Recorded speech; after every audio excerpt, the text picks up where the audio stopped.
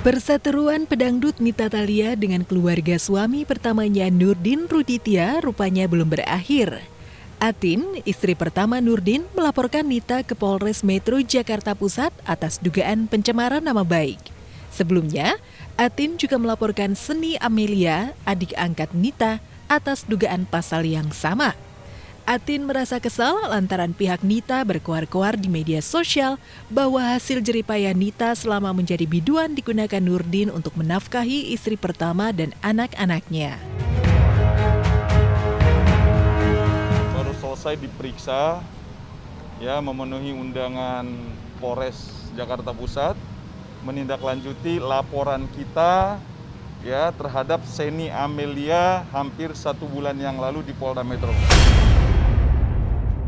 Kenapa kita diperiksa di sini? Karena TKP-nya terjadinya adalah di wilayah Jakarta Pusat. Kita diperiksa hampir 7 jam. Ya, dari jam 12 sampai sekarang baru selesai gitu. Jadi apa yang kami lakukan adalah mewakili hak dan kepentingan hukum Ibu Atin selaku istri pertamanya Pak Rudi dan Mas Dendi selaku anak pertamanya yang notabene menindaklanjuti apa yang disampaikan oleh Seni Amelia itu adalah perbuatan melawan hukum yang diduga bertentangan dengan Undang-Undang ITE pasal 27 ayat 3, Jungto pasal 45 ayat 3, Jungto 310, 311 KUHP. Maka kami hari ini meminta kepada penyidik untuk serius dan konsen memanggil para yang patut diduga adalah terlapor untuk segera bertanggung jawab terhadap perbuatannya. Harga diri ya, karena kan di situ Seni bila ada yang berkomentar bahwa uangnya Nita Thalia itu dipakai untuk biayain hidup saya dan anak-anak saya ya. Itu nggak benar sama sekali gitu. Jadi saya harus luruskan bahwa itu tidak benar. Semua sudah disampaikan pada saat BAP tadi. Tidak benar gitu loh apa yang disampaikan sama Seni Amelia. Bang DJ sedikit update mungkin kasus perceraiannya sudah. Kalau kasus perceraian tadi Pak Rudi sampaikan kan bukti ya. Tadi Pak Rudi juga barusan akan bersama-sama kita. Jadi next week itu kita tidak akan menyiapkan saksi. Biar proses perceraian ini cepat putus lah gitu. Pak Rudi mau menenangkan diri juga, mau coba beristirahat, fokus dengan pekerjaannya gitu. Jadi nanti mungkin bisa disampaikan ke Bang Fahdi ya. Saya ini kebetulan di samping punya usaha sendiri, ya saya kerja juga ya di kantor konsultan. Jadi tidak ada 1 rupiah pun ya yang saya jelasin, tidak ada 1 rupiah pun uang keringatnya Teh Nita yang saya kasih makan ke istri saya. Kecuali gini ya, kecuali yang saya lihat, karena kebetulan istri saya itu berdua kan akrab. Jadi kalau ulang tahun itu Teh Nita suka beliin sesuatu, itu ya saya kan, karena saya melihat. Atau Teh Nita lagi bikin acara apa, istri saya yang pertama masak, karena istri saya pertama hobi masak, dia kirimin makanan. Itu ya, tapi kalau untuk hidup atau nafkah istri saya yang pertama ngambil dari dari Teh Nita, itu tidak benar. Hampir 20 tahun menjadi istri kedua Nurdin, Nita dan Atin rukun-rukun saja. Dari pernikahan poligami itu, Nita dikaruniai anak perempuan berusia 14 tahun yang saat ini tinggal bersama Nita di rumah kontrakan sederhana di Jakarta Utara. Dalam tayangan konten YouTube, Nita menjelaskan ia tak kabur dari rumah mewahnya di kawasan Sunter, melainkan berusaha menyelamatkan diri.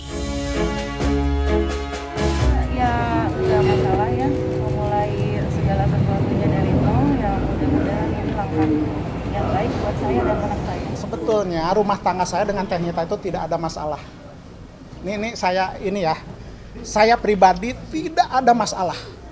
Karena gini, sebelum Teh Nita pergi itu saya 2 hari kemudiannya itu akhir minggunya saya udah booking villa di Anyer, mungkin silahkan cek, takut saya bohong.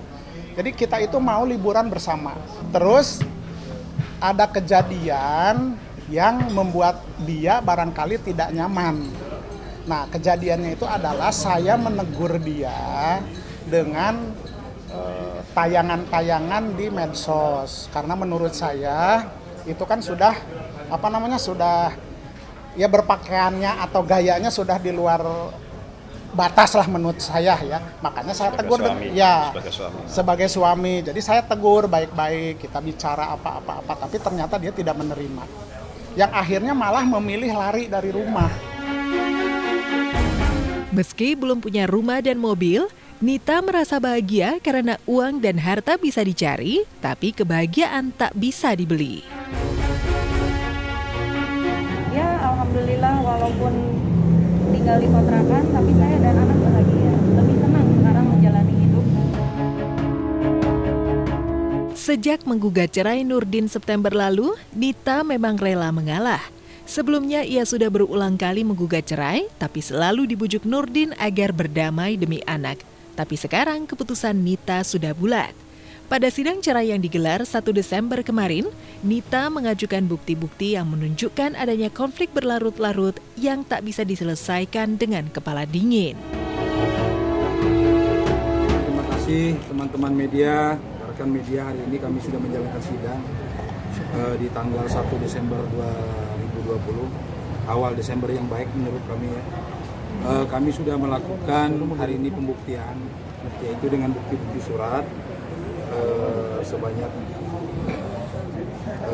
ada berapa bukti tadi kami sampaikan, terus saksi kami ada 4 kami hadirkan hari ini yang menerangkan semuanya tentang kejadian kronologis peristiwa hukum antara Tenita dengan Pak Rudi ya. Ya itu aja sih hasil sidang hari ini berjalan dengan hikmat, dengan baik. Apa yang kami kemukakan itu sesuai dengan fakta nyata menurut kami sebagai kuasa hukumnya. Tidak ada yang kami rekayasa pada hari ini, tidak ada yang kami buat-buat, karena dari kuasa hukum pihak tergugat pun melihat apa yang kami tuangkan hari ini baik secara tersirat maupun tersurat sudah sesuai dengan aturan hukum beracara di Pengadilan Jakarta Agama Jakarta Utara. Begitu. Nah, untuk selanjutnya nanti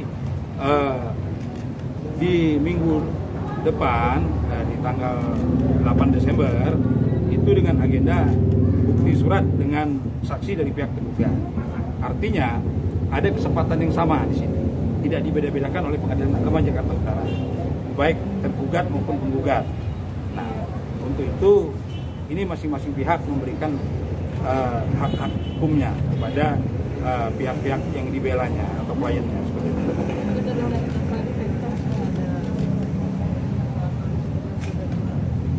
Ya, alhamdulillah sidang berjalan lancar hari ini. Tentang sang adik angkat Seni Amalia yang terancam jadi tersangka atas laporan Atin, Nita berharap yang terbaik untuknya. Saya minta doanya